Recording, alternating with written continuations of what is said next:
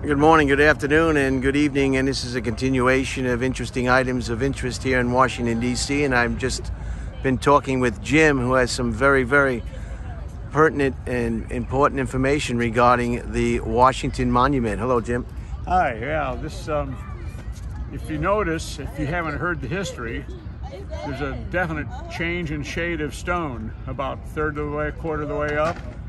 Okay, let me take a look. That's how far it got built before the Civil War. Oh, I see. And then after the Civil War, it was quite a time before they started the finishing of it, and so they couldn't get the stone quite to match.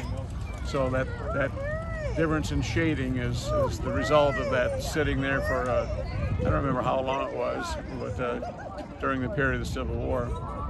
The original design had something like this World War II. It was a very cluttered looking base to that, and thank goodness a little more pure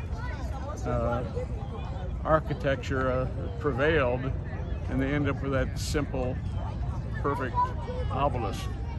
And so I think that looks a lot better than with a lot of junk around the base of it. That was the original design. It makes it look that much taller, yeah, without all that infrastructure at the bottom. You know, sometimes simplicity is best. And you mentioned to me earlier, before turning on this machine, that it's the tallest masonry structure. I think they might use the term freestanding. I think I've heard that, but it is simply stone and mortar. There's no interior steel or anything like that. Oh, and one other little thing I just thought of: the very tip of it up there. Okay. And I believe I'm right on this. You can look it up if you want to.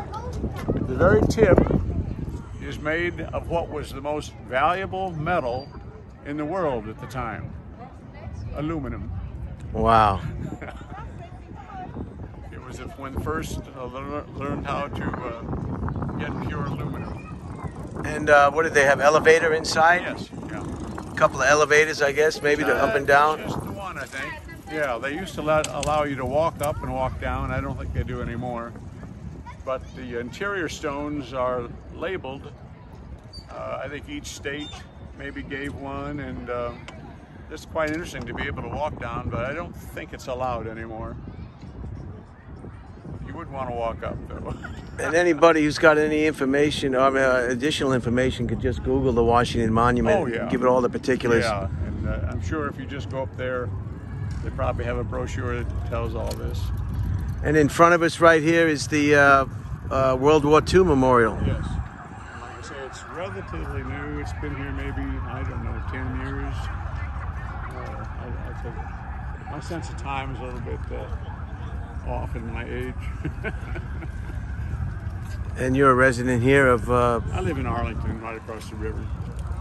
Oh, very nice. My sister, Mary Ann, lives, and my niece live in Alexandria, Virginia. Yeah, we took an Uber here. We live right on the Arlington-Alexandria line.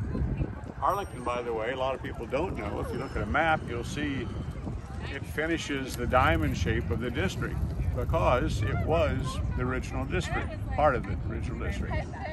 And the district was surveyed as a 10-mile square.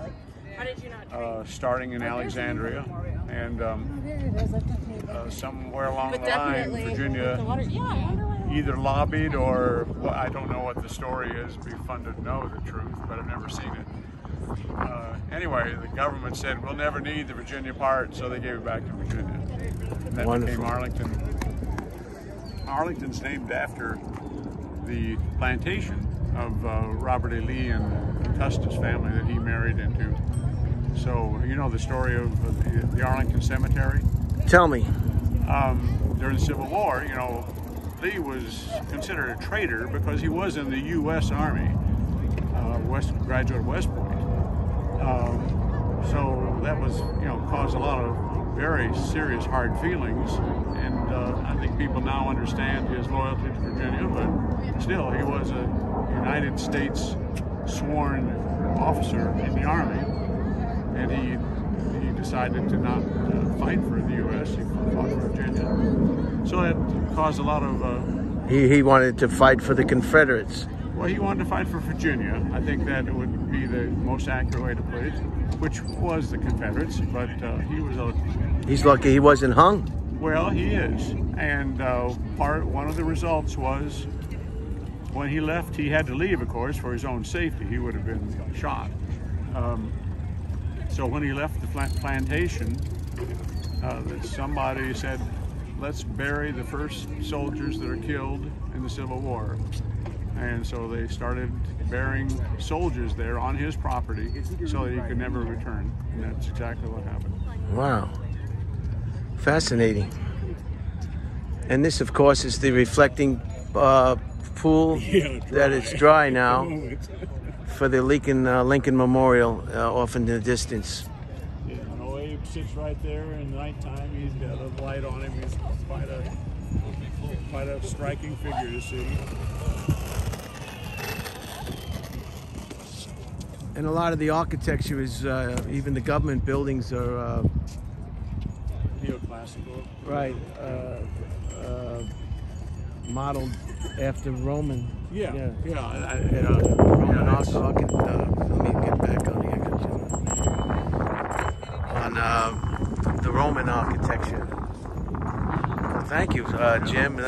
You said it eloquently and much better than I could have ever communicated. All that you just let us in just this short time, all these tidbits.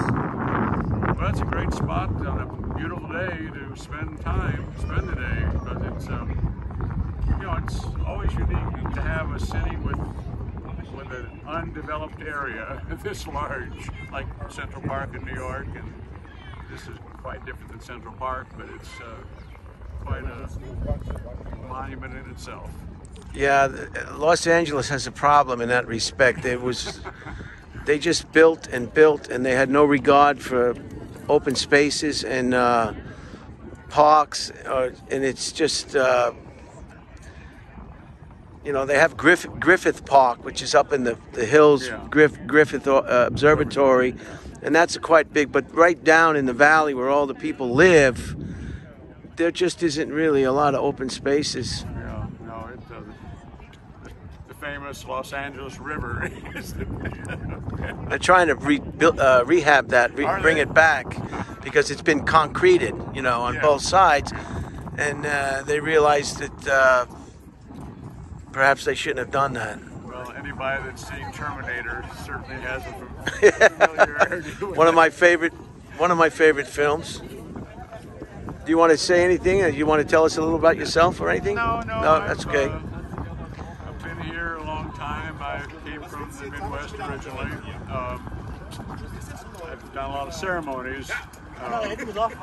Various places along here. There's a lot of ceremonial stuff that happens here. So it's a neat place to be. Always enjoyed living here. Right. It's not perfect, but it's a pretty good town. Yeah, it's beautiful.